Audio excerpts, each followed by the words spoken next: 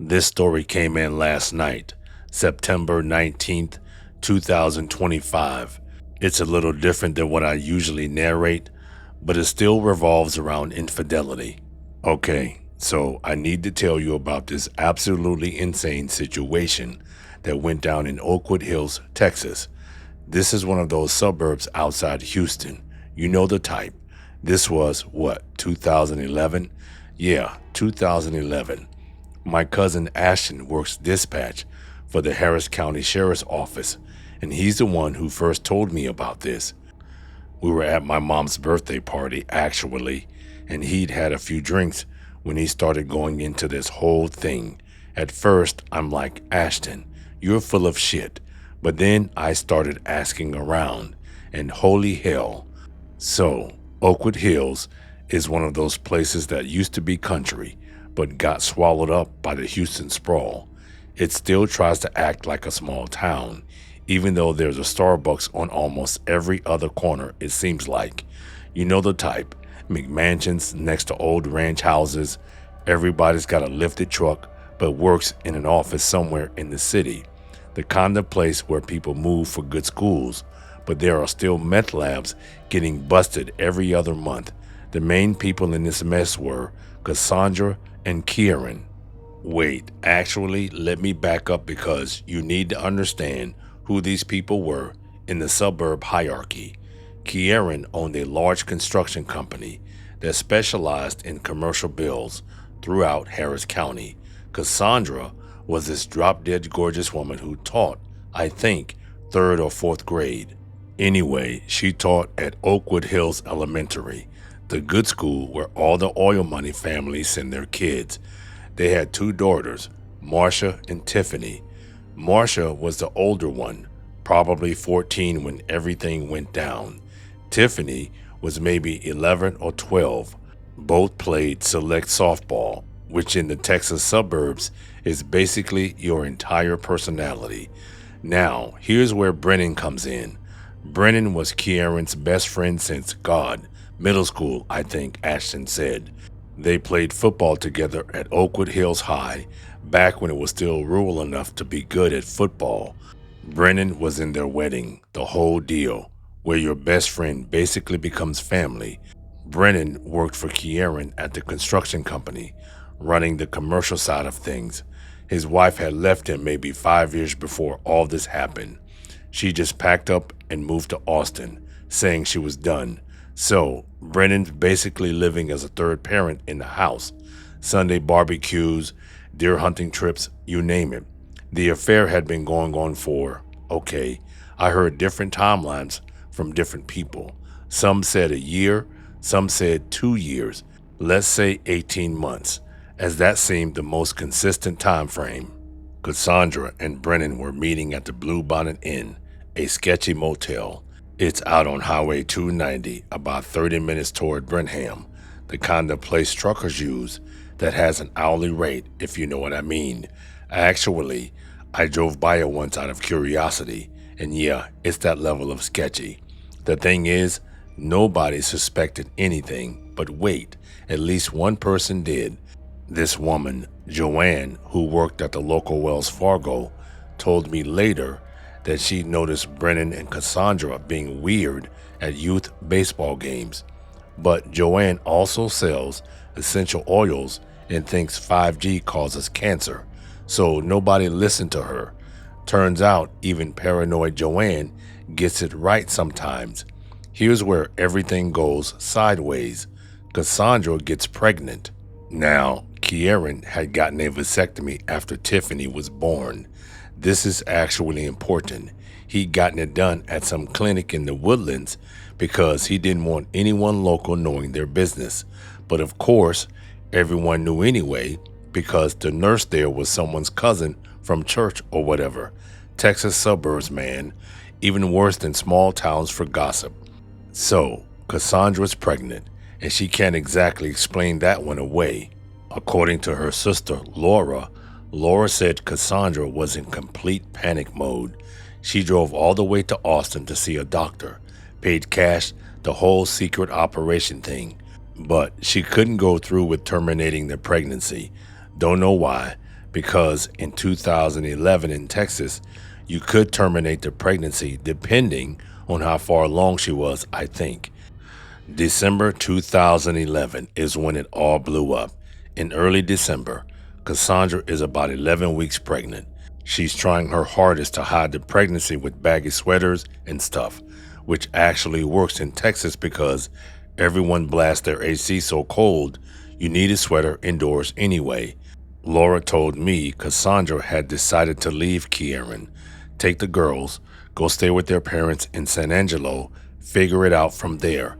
But, and this is so stupid in retrospect, she wanted to wait until after Christmas. Didn't want to ruin the holidays for Marcia and Tiffany. That was mistake number one. Mistake number two was telling Brennan about the pregnancy. See, I found out later from Brennan's ex-wife cousin. I know. Everyone's connected in these suburbs. But anyway, she said Brennan had always wanted kids. His ex leaving him was partly because she didn't want children with him, and also he was controlling in a way. So, when Cassandra tells Brennan she's pregnant, but she's going to leave town and handle it herself and not involve him, Brennan lost his shit. Started showing up at the elementary school during her lunch, texting constantly, talking about how the baby was meant to be, and this was God's plan. Real Fatal Attraction meets Texas Christianity stuff. December 15th, 2011. That's the day everything went to hell. It was a Saturday. Kieran had taken Marcia and Tiffany to a select softball showcase in Dallas. They were staying overnight at the Gaylord Texan. Cassandra was sick, told him she had a stomach bug. She was really meeting with the divorce attorney. Yeah, she was serious about leaving. Brennan knew Kieran was gone. Of course he knew. He probably helped book the damn hotel. He shows up at the house around 7 p.m. The neighbors saw his F-150 in the driveway, but didn't think anything of it because Brennan was always there. They heard yelling about an hour later. Again, didn't do anything. Figured it was the TV or something. These houses are so close together, you can hear everything, but everyone pretends they can't. Nobody really knows exactly what happened in that house. Brennan's version and Cassandra's version don't match up completely, but from what Harris County cops pieced together, there was a massive argument. Cassandra told Brennan it was over. She was leaving town. Done. Brennan grabbed her arm hard enough to leave bruises. She tried to get to her phone. There was a struggle. And then Brennan picked up this heavy crystal award, which Kieran had won for some builders association thing, and hit her with it. Just bam, right in the head. The neighbors finally called 911 when they heard Cassandra screaming. By the time the deputies got there, Brennan was gone, and Cassandra was unconscious on the living room floor. Blood everywhere, and I mean everywhere. Ashton showed me the crime scene photos later, which he absolutely should not have done, but Jesus Christ, it looked like a horror movie. The white marble tile, all that blood. She was in a coma for 3 days at the hospital, lost a baby, had to have 2 surgeries to repair her skull. When she woke up, the first thing she asked about was her daughters. That detail always gets me. Meanwhile, Brennan had taken off to his deer lease out near Huntsville. You know, the one he and Kieran went to every season. No cell service out there, completely off the grid. The manhunt was insane for suburban Texas. Texas Rangers, DPS helicopters, dogs, the whole production. Even though Harris County has homicides all the time, this was white suburbia, different rules. Kieran found out about everything while driving back from Dallas with the girls. Can you imagine that phone call? The sheriff having to explain that your wife is in critical condition. Your best friend is the suspect. And oh, by the way, they've been having an affair, and she was pregnant with this kid. Ashton said Kieran had to pull over on I-45 and just sat there on the shoulder for like an hour. Just sat there. Couldn't even drive. They found Brennan 3 days later. He'd written this long, rambling letter. Part confession, part love letter to Cassandra, part apology to Kieran. Then he'd taken his deer rifle and, yeah, they found him in his deer stand actually. The letter was brutal. It got leaked on some Houston crime blog eventually, because of course it did. Brennan wrote about how he loved Cassandra since high school. Watching her marry Kieran was the worst day of his life. How the affair was God bringing them together. How the baby was going to be their blessing. He said he never meant to hurt her, that he just snapped when she rejected him, that he couldn't live with what he'd done. The aftermath was, God, where do I even start? Kieran filed for divorce while Cassandra was still in the hospital. Took the girls, moved in with his mother in Sugarland. The whole suburb chose sides. Some people actually said Cassandra had it coming, which is so fucked up I can't even. Others felt sorry for her, said Kieran was never home, always working. The girls got bullied at school so bad that Kieran eventually had to put them in private school in the Woodlands. Marcia and Tiffany, man, those poor kids. Cassandra's recovery took months. The physical stuff healed mostly. She still gets migraines and has a scar under her hairline, but the psychological stuff, that's ongoing. She lived with her sister for a while, but couldn't go back to that house. Eventually, she left Texas completely. Last I heard, she was somewhere in Colorado, using her maiden name. Kieran's business tanked, lost contracts, had to lay people off. Nobody wanted to be associated with the scandal. He started drinking pretty heavily. His mom basically raised the girls for a year while he got his shit together. He's remarried now to some woman from Dallas who didn't know about any of this before they met. Oil money family, of course. Fresh start, I guess. The house sat empty for almost 2 years. Nobody wanted to buy the house where it happened. Eventually, some California investors bought it, turned it into a rental. The new tenants are from India and have no idea about the history. Or maybe they do and got a good deal. Houston market's insane. People will overlook anything for the right price. What really messes with me is how many lives this destroyed. Not just the 3 main people, but the kids, both families, the whole suburb. Oakwood Hills still hasn't recovered. Marcia and Tiffany legally changed their last names to their grandmother's maiden name. They wanted nothing to do with any of it. Can you blame them? Laura told me something that stuck with me. She said Cassandra told her the affair started so innocently. Brennan was helping her with some school fundraiser while Kieran was at some builders convention in Vegas. They had some wine, started talking about being lonely. One thing led to another. Such a small moment that destroyed everything. The detective who worked the case, I think he's with the Houston PD now. I tracked him down after finding out what precinct he was at, because I'm apparently obsessed with this story. He said even for Harris County, which sees everything, this case was senseless. Wasn't about money, he said. Wasn't about drugs. Wasn't gang stuff. Wasn't even really about love when you get down to it. It was about possession. Brennan couldn't stand the idea of Cassandra choosing her life over him. He also told me something that never made the news.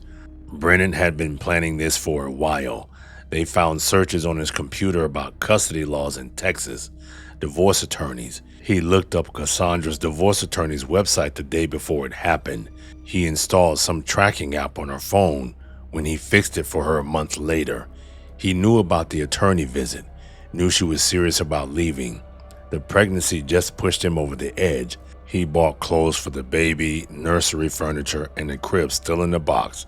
He'd bought it all online the week after she told him she was pregnant. Already built this whole fantasy life in his head. And when Cassandra shattered it, boom, there's this weird epilogue to the whole thing. About a year later, Brennan's ex-wife came back from Austin for her mom's funeral. She looked up Cassandra, wanted to talk to her. Cassandra actually met with her, which takes serious guts. The ex told Cassandra that she'd left Brennan because he'd become controlling, obsessive. Said she'd been scared of him near the end. She'd even tried to warn Kieran once, years ago. Told him Brennan had an unhealthy fixation on Cassandra, but Kieran brushed it off, said she was just bitter about the divorce. Makes you wonder, doesn't it? If Kieran had listened, would any of this have happened? But that's the thing. All the warning signs seem obvious after. In the moment, you explain them away. Brennan's just protective. Brennan's just lonely. Brennan's just being a good Christian friend. I've thought about this case way too much. There's something about it that just gets under my skin. Maybe because it shows how fast normal can turn into a nightmare. These were regular suburban people, successful, attractive, seemingly happy regular people. But underneath all that normal, there was this rot, this deception and obsession and desperation. Cassandra lied every time she met Brennan. Brennan pretending to be Kieran's friend while sleeping with his wife. Kieran so focused on growing his business that he didn't notice his marriage falling apart. Everyone was playing their role until it all exploded. The kids are what really killed me though. Marcia had to testify about things she'd noticed between her mom and Uncle Brennan.